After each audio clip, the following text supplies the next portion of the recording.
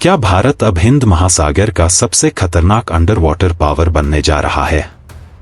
कल्पना कीजिए, एक ऐसी पनडुब्बी जो हफ्तों तक समुद्र की गहराइयों में बिना सतह पर आए छिपी रह सके, दुश्मन के रडार और सोनार को चकमा दे सके और सैकड़ों किलोमीटर दूर स्थित लक्ष्यों पर क्रूज मिसाइलों से हमला कर सके।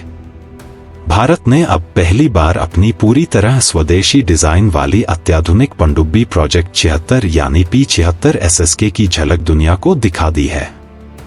क्या यह प्रोजेक्ट चीन और पाकिस्तान की बढ़ती नौसैनिक ताकत का जवाब है? और क्यों इसे भारत के नौसैनिक इतिहास का गेम चेंजर माना जा रहा है? जानिए इस वीडियो में। प्रोजेक्ट 76 भारत का पहला पूरी तरह स्वदेशी कन्वेंशनल सबमरीन डिजाइन प्रोग्राम है। इस प्रोजेक्ट को वॉरशिप डिजाइन ब्यूरो और DRDO मिलकर विकसित कर रहे हैं, जबकि निर्माण में लॉसन टोब्रो और मजागो डॉक शिपबिल्डर्स लिमिटेड की बड़ी भूमिका रहने की उम्मीद है। इस परियोजना के तहत कुल 12 आधुनिक डीजल इलेक्ट्रिक पनडुब्बियां बनाई जाएंगी। प्रत्येक पनडुब्बी का वजन लगभग 3000 टन होगा और इनमें 70 से 80% तक स्वदेशी तकनीक और उपकरण इस्तेमाल किए जाएंगे। सबसे बड़ी बात यह है कि यह प्रोजेक्ट भारत को विदेशी कंपनियों पर निर्भरता से बाहर निकालकर आत्मनिर्भरता की दिशा में एक बड़ा कदम साबित हो सकता है। Advanced features. P-76 पनडुब्बियों में कई अत्याधुनिक तकनीकों का इस्तेमाल किया जाएगा। इनमें एयर इंडिपेंडेंट प्रोपल्शन यानी AIP सिस्टम होगा, जिससे ये पनडुब्बियां लंबे समय तक पानी के अंदर रह सकेंगी। इसके अलावा लिथियम आयन बैटरीज इन्हें अधिक ऊर्जा और बेहतर प्रदर्शन प्रदान करेंगी।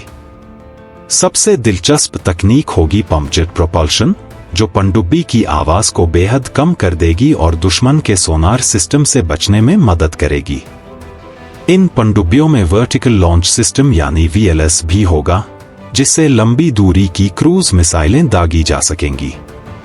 साथ ही हैवीवेट टॉर्पीडोज और अत्याधुनिक कॉम्बैट मैनेजमेंट सिस्टम्स इन्हें एशिया की सबसे घातक कन्वेंशनल सबमरीन्स में शामिल कर सकते हैं। टाइमलाइन। यदि सब कुछ योजना के अनुसार चलता है तो 2028 तक प्रोजेक्ट को अंतिम स्वीकृति और कॉन्ट्रैक्ट मिल सकते हैं। इसके बाद मुंबई स्थित मजागो डॉक और तमिलनाडु के कट्टुपल्ली स्थित LT शिपयार्ड में समानांतर उत्पादन शुरू किया जाएगा। पहली पनडुब्बी के 2034 तक नौसेना में शामिल होने का लक्ष्य रखा गया है, जबकि पूरी 12 पनडुब्बियों की फ्लीट 2041 तक तैयार हो सकती है। यदि यह समय सीमा पूरी होती है तो यह भारत का अब तक का सबसे तेज कन्वेंशनल सबमरीन प्रोग्राम होगा। Strategic importance. आज चीन के पास 65 से अधिक पनडुब्बियां हैं और पाकिस्तान भी चीन की मदद से अपनी अंडर वाटर क्षमता बढ़ा रहा है। दूसरी तरफ भारतीय नौसेना की कई पुरानी किलो क्लास और शिशुमार क्लास पनडुब्बियां आने वाले वर्षों में रिटायर होने वाली हैं। ऐसे में प्रोजेक्ट 76 भारत की समुद्री सुरक्षा के लिए बेहद महत्वपूर्ण बन जाता है। यह प्रोजेक्ट न केवल हिंद महासागर में भारत की ताकत बढ़ाएगा, बल्कि चीन और पाकिस्तान के खिलाफ एक मजबूत रणनीतिक संतुलन भी स्थापित करेगा। साथ ही यह भारत के भविष्य के nuclear attack submarine programme project 77 के साथ मिलकर एक संतुलित और शक्तिशाली अंडरवाटर फोर्स तैयार करेगा। प्रोजेक्ट 76 सिर्फ एक नई पनडुब्बी परियोजना नहीं है, बल्कि यह भारत की समुद्री महत्वाकांक्षाओं और आत्मनिर्भर रक्षा उद्योग का प्रतीक है।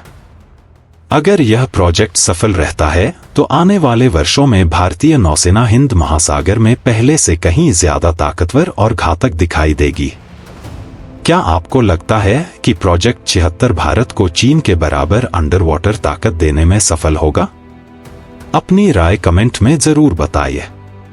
वीडियो पसंद आया हो तो लाइक, शेयर और चैनल सब्सक्राइब करना बिल्कुल मत भूलिए। जय हिंद।